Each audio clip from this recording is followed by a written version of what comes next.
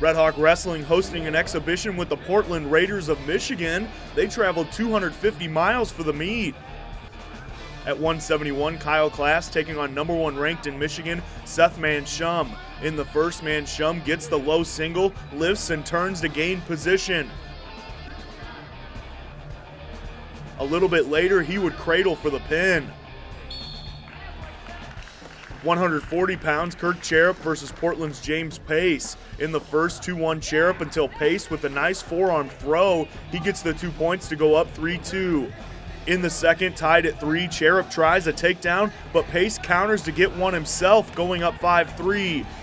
But in the third, Cherub makes a great comeback. Down 5 points, he gets a series of near-fall points to tie it at 8. In overtime, Pace would prevail. Here he gets a nice underhook and uses his momentum to bring Cherub down. He wins the match, one of 4 Raider victories.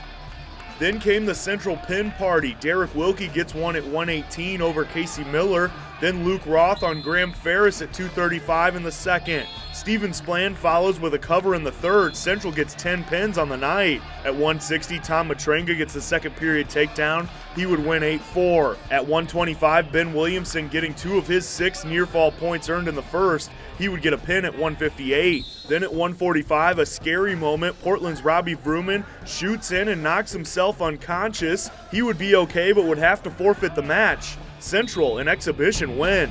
They're a lot better team than I expected. I know Jake Sanborn, one of their assistant coaches, pretty well. He's our coach's son. We were kind of joking back and forth who was the better college wrestler, me when I was or him.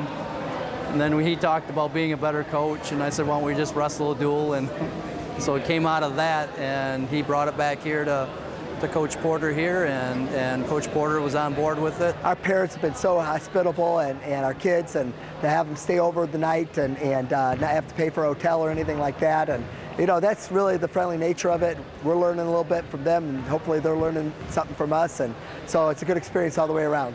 It's great to have like a new style of wrestling out here, and it's good to see like the difference between our style of wrestling here in Illinois against like another state. And it's a really good measuring stick for our program and seeing how far we're getting as the year progresses. We're a young team, and it was a rough night for some of the boys, but overall it's a good experience to come someplace different from what we normally visit and have a match and get some good competition.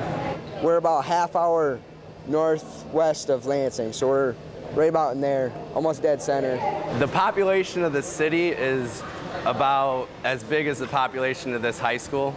Naperville is a big town. Portland's high school is about 600 kids. Naperville is about 3,000. This school is amazing, and this place is huge. The rock wall, the gym, I can't even imagine how much fun I would have if our gym class was close to this.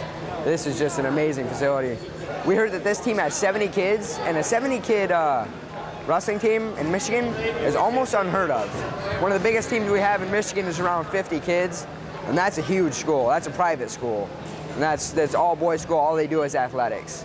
The kids on Portland's team, the young kids, the 9th and the 10th graders, it's their first and second year wrestling. They really haven't wrestled that much. They need to get a lot of experience in, so this kind of worked out for them. Naperville kids did a real good job at hand control. They're real aggressive, strong kids. Really, for the most part, dominating the kids in the beginning of the duel especially. Our freshmen and sophomores, they've wrestled for a few years. They know a little bit more technique. Pretty good at riding legs and turning kids. Once they had us on our back, it's over. I usually choose down so I can get an escape. Our whole team kind of goes down for that same purpose, and it did not work out for us. Their top was very good. I never got up. I noticed that from their whole team. They were very tough on top. I think we were about equal on our feet.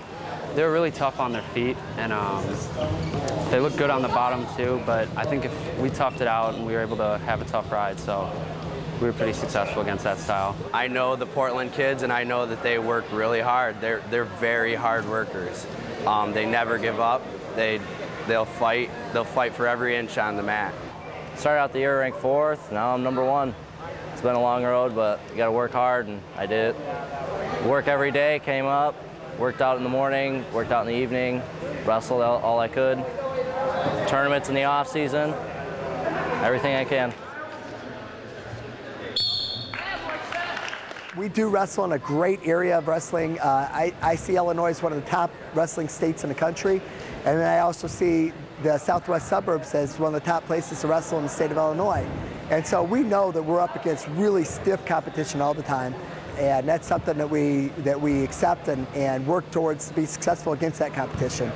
So, you know, we don't take anything for granted. We want to be competitive no matter who the opponent is, and we know that we have to be on our game all the time in wrestling in this area.